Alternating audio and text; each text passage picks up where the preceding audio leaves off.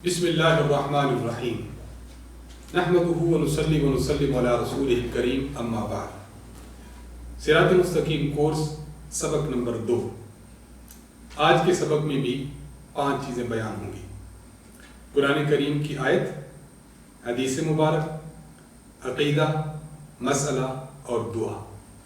آئیے شروع کرتے ہیں قرآن مجید کی آیت سے۔ قرآن مجید کی جو آیت آج کے سبق میں ہے اس کا نام ہے تسمیہ، یعنی بسم اللہ الرحمن الرحیم۔ اس کا ترجمہ یہ ہے: شروع کرتی ہوں اللہ کے نام سے جو بڑا مہربان اور نہایت رحم کرنے والا ہے۔ تسمیہ یعنی بسم اللہ الرحمن الرحیم، یہ قرآن کریم کی مستقل ایک آیت ہے۔ اللہ تبارک و تعالیٰ نے اس کو نازل فرمایا ہے تاکہ 2 سورتوں کے درمیان اس کو رکھا جائے اور یہ بتائے کہ یہاں پہلی سورت ختم ہو چکی ہے اور یہاں سے دوسری سورت سٹارٹ ہو رہی ہے۔ سورۃ الفیل، الم تر کیف فعل ربک باصحاب الفیل الم یجعل کیدہم فی تضلیل وارسل علیہم طیرا ابابیل ترمیہم بحجارۃ من سجیل فجعلہم کعصف مأکول۔ یہاں پر سورۃ الفیل کا اینڈ ہے۔ اس کے بعد بسم اللہ الرحمن الرحیم لإلاف قریش إلاف رحلۃ الشتاء والصیف۔ سورۃ الفیل اینڈ ہو رہی ہے اور سورۃ قریش سٹارٹ ہو رہی ہے، تو درمیان میں بسم اللہ ہے۔ یہ بسم اللہ یہ بتانے کے لیے ہے کہ یہاں پہلی سورت اینڈ ہو چکی ہے اور نئی سورت سٹارٹ ہو چکی ہے۔ تو یہ سورت ہر سورت کے جو شروع میں ہے یہ اس کا حصہ ہونے کے طور پر نہیں ہے، اس کا پارٹ نہیں ہے، بلکہ ہم یہ کہہ رہے ہیں کہ سورتوں کے درمیان فاصلے کے لیے بسم اللہ الرحمن الرحیم اللہ تعالیٰ نے نازل فرمائی۔ تو یہ ہے قرآن، لیکن جز کے طور پر نہیں، ہر سورت کا پارٹ نہیں ہے، بلکہ 2 سورتوں کے درمیان فاصلہ اور ڈیفرینشیٹ کے لیے ہے۔ ایک سورت ہے جسے سورۃ التوبہ کہتے ہیں اور سورۃ البراۃ بھی کہتے ہیں، اس کے شروع میں بسم اللہ الرحمن الرحیم نہیں ہے۔ اب ہماری کوئی بہن، کوئی ماں، کوئی بیٹی سورۃ البراۃ سے قرآن مجید سٹارٹ کرے تو اسے چاہیے کہ اعوذ باللہ من الشیطان الرجیم بسم اللہ الرحمن الرحیم یہ پڑھے اور اس کے بعد سورۃ البراۃ اور سورۃ التوبہ سے یہ سٹارٹ لے لیں۔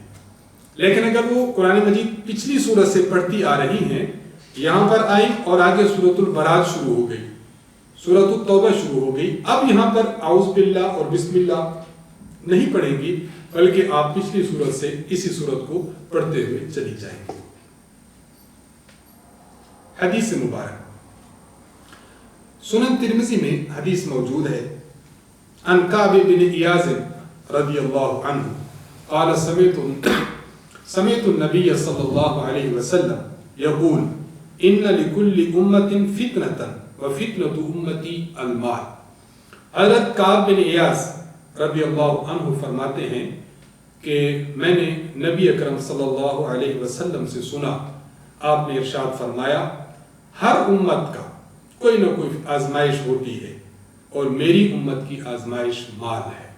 آزمائش جس کے ذریعے سے اس کا امتحان لیا جائے، اس کو آزمایا جائے کہ آیا اسی پر کاربند رہتا ہے یا میرے احکام بھی مانتا ہے۔ تو فرمایا کہ میری امت کا فتنہ اور آزمائش مال ہے۔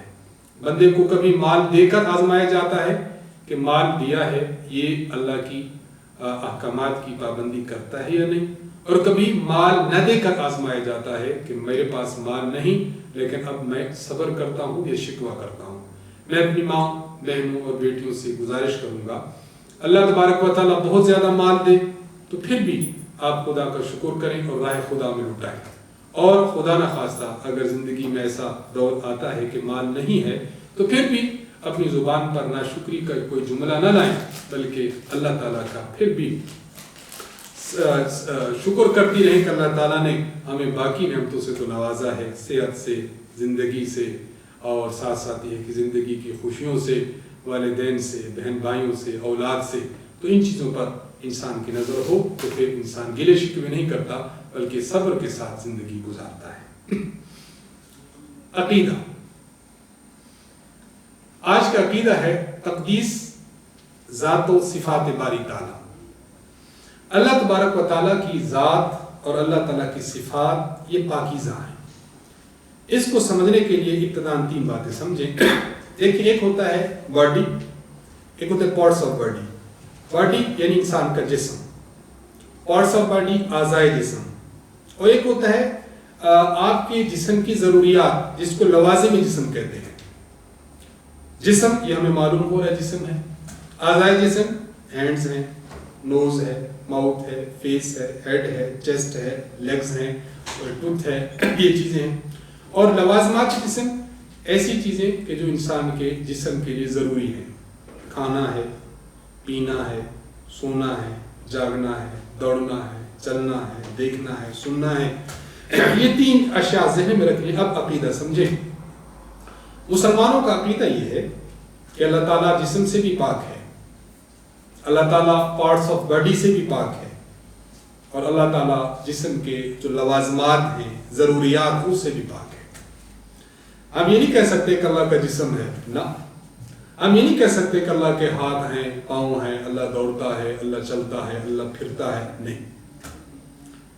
تو اللہ تعالیٰ جسم سے، اللہ تعالیٰ اعضائے جسم سے، اللہ تعالیٰ لوازمات جسم سے پاک ہے. لیکن یہاں ایک بات اچھی طرح سمجھنا ضروری ہے کہ بعض مرتبہ قرآن کریم میں اور احادیث مبارکہ میں ہم دیکھتے ہیں کہ اللہ تعالیٰ کے لیے کچھ الفاظ بولے جاتے ہیں. ید اللہ، وجہ اللہ، اسی طرح اعیننا، عین کا لفظ بولا جاتا ہے، وجہ کا لفظ بولا جاتا ہے، اسی طرح ید کا لفظ بولا جاتا ہے، اسی طرح نزول کا لفظ بولا جاتا ہے، اترنا. وَجَاءَ رَبُّكَ وَالْمَلَكُ صَفًّا صَفًّا آنا.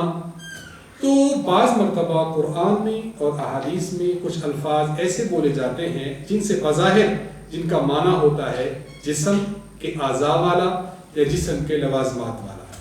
سوال یہ ہے کہ اب یہاں پر ایک مومن اور مسلمان کیا عقیدہ رکھے؟ کیونکہ اصل عقیدہ تو یہ ہے کہ اللہ اعضاء سے پاک ہے. یہاں جو ید یعنی ہاتھ، وجہ یعنی چہرہ، اور اسی طرح آئین یعنی آنکھ، یہ جو لفظ آ گیا اس کا کیا معنی ہے؟ اس بارے میں ہمارے جو محقق علماء ہیں، بہت بڑے بڑے علماء، ان کے 2 نظریے ہیں.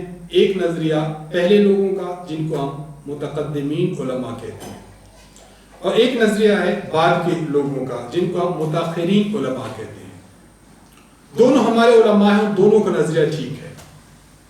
ہمارے جو متقدمین علماء ہیں ان کا کہنا یہ ہے کہ ید اللہ، وجہ اللہ اور عید، ہاتھ جس کو اردو میں کہتے ہیں، یہ جو الفاظ آئے ہیں ہمارا اس بارے میں ایمان یہ ہے کہ یہ اللہ کی صفات ہیں. ان کا معنی کیا ہے یہ اللہ ہی کو پتہ. جسے ہم کہتے ہیں نا، اردو میں بھی کہتے ہیں کہ اللہ ہی بہتر جانتے ہیں. تو ہمارے متقدمین علماء ان کا نظریہ یہ ہے کہ ید اللہ کے بارے میں عقیدہ یہ ہے کہ اللہ کی صفت ہے جس کا معنی اللہ کو معلوم ہے. وجہ اللہ اللہ کی صفت ہے جس کا معنی اللہ کو معلوم ہے.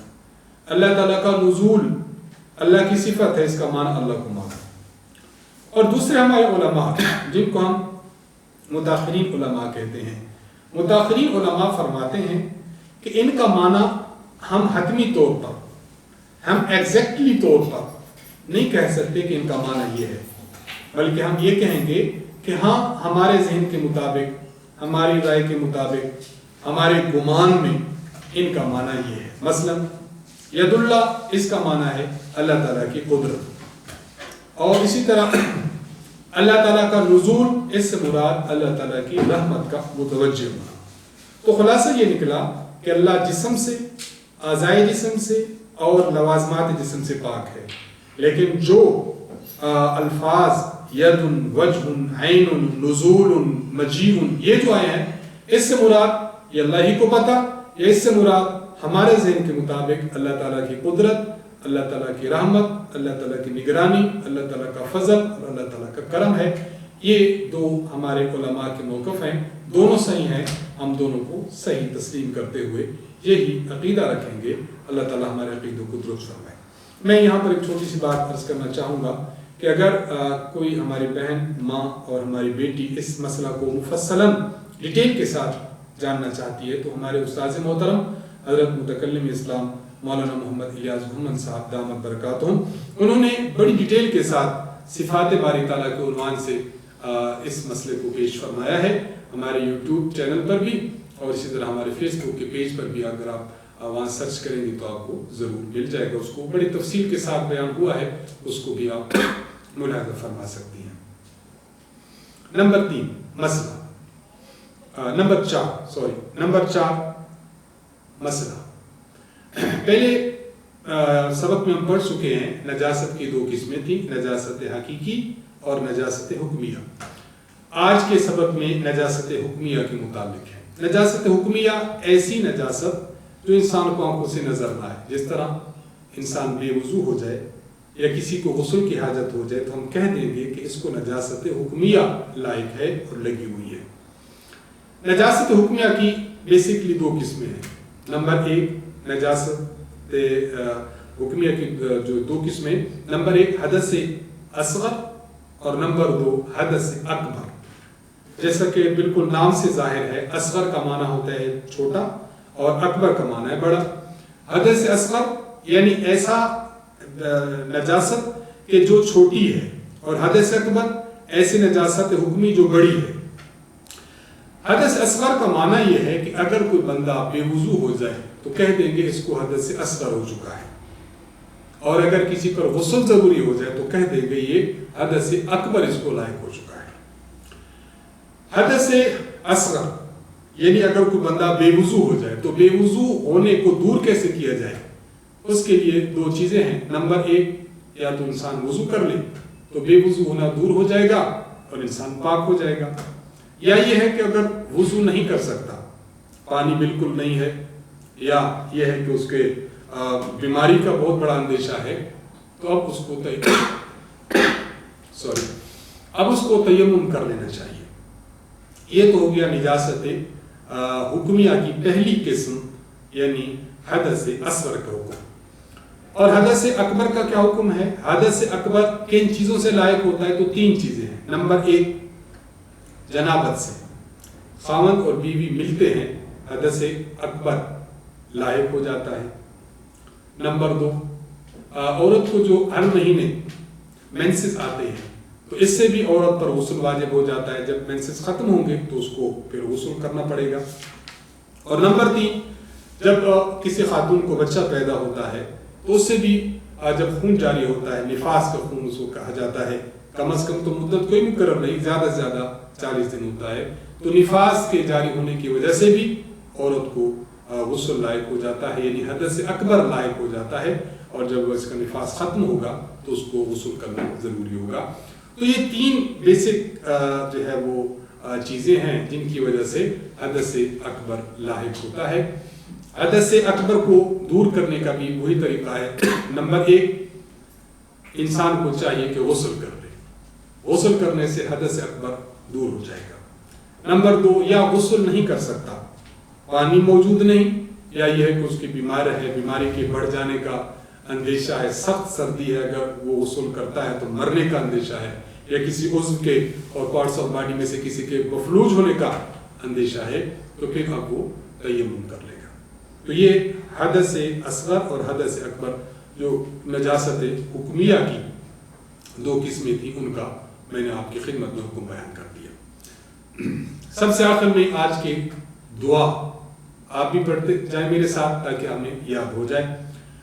جب انسان سو کر اٹھے تو یہ دعا پڑھے، الحمدللہ الذی